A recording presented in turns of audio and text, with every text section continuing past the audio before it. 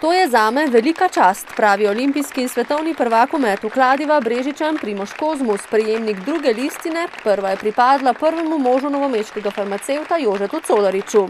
To je res neka taka osebna zadeva, zelo se mi zdi iz srca podarjena, iz spoštovanja in to seveda izredno cenim. Zato, ker je Primož del naše zgodbe, 5-krat je sodeloval z nami kot akter, predvsem pa kot človek,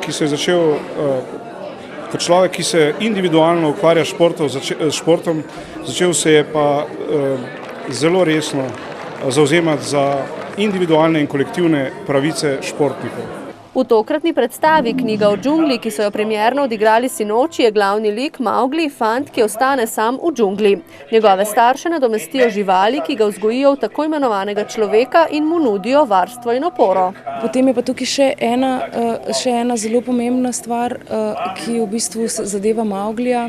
To je pa ta čut, kdaj se vrniti med ljudi, ali se sploh vrniti med ljudi, kaj je pravi dom zanj, ali so to ljudje, ali so to živali. Vlogo Mowglija je odigral Akira Hasegawa, ki tudi v današnjem času opazi veliko razlik med ljudmi in živalmi. Živali se ne obnašajo tako, kot se mi obnašamo, še posebej v današnjem času, da si grebemo stvari, da gledamo, kje bo čim več kdo hotel, da bo imel čim bolj bleščeče statusne simbole in tako naprej. Ne, živali pojejo samo to, kar rabijo, jejo samo takrat, ko so lačni. Igralsko zasedbo med drugim sestavljata Janez Hočevar Rifle v vlogi pripovedovalca in slona Hathija, Jure Longika kot Akela, vodja volčjega krdela in Mowglijev krušni oče.